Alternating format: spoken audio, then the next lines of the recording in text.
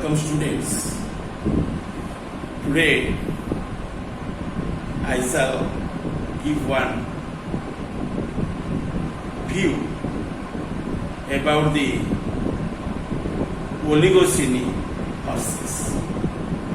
In the last class I described the characteristic features of your Eocene horses. The horses initially not be remaining in the developed states. It generally acquires the primitive characters are also remaining in the ancient form.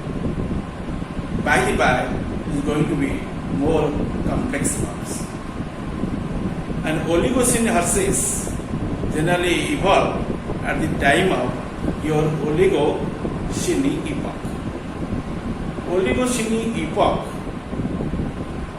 In Oligocene epoch, you find some horses are evolved, and those horses would be named as Oligocene horses. Generally, they were directly derived from your Epiepus, Epiepus.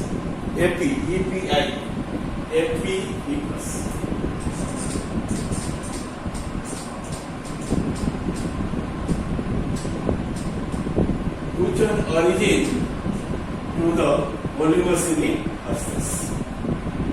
Okay. Then to study the characteristics of your Oligocene horses. In Oligocene horses, you find two groups of horses. One group of horses are known as Mesohippus. Other group of horses are known as your Myohippus. Okay, first of all, I will explain you about the Mesohippus. Their fossil remains were found in abundance from the big badlands of the South Dakota, in rocks of early and middle Oligocene, and the characteristics of the Mesohippus will be presented in here. And first point, its average size was about 24 inches, that means 2 feet, and more large species of it were known. Head was equus-like. Neck is also short neck, and less flexible than the latter horses. Trunk is the muscle part in case of this body, and it is long and also slender, and back somewhat more arched behind. Legs were long and slender. Okay, the part below the elbow and knee was particularly elongated, and adaptation for rapid running. The feet and 3 fully functional toes, and there will be remaining from the middle one larger as in the Eocene horses. It is one important character.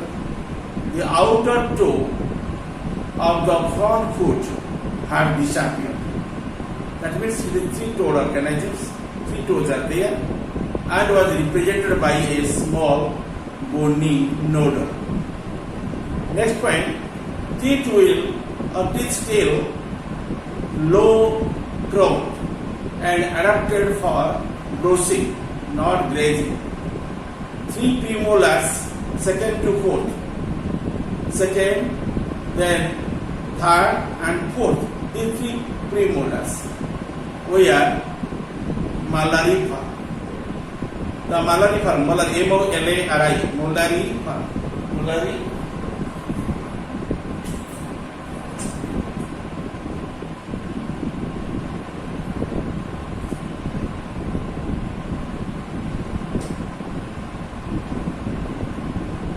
Okay, malarifer, like molar. So, such type of premolar teeth would be called as molariform teeth. They would be remaining in the third, fourth, and fifth place. The three premolars are the molary form. Okay, and it is starting from the where? Second position, third position, and fourth position. Second, third, and fourth. In there, we find three premolar teeth, and those are more or less alike with the molar teeth. So they will be called as molary form. What is it? Molary form. Okay, they were larger in comparison with your Eocene horses. However, it is a little bit better than that of the horses which are remaining under your Eocene epoch. After the Mesohippus, Myohippus one group also remained in there. They were larger than your Mesohippus. In earlier horses, the long cannon bone that is called as metatarsals of the third of the middle toe comes in contact with the only a single bone of the ankle bone that is called as your your cuneiform.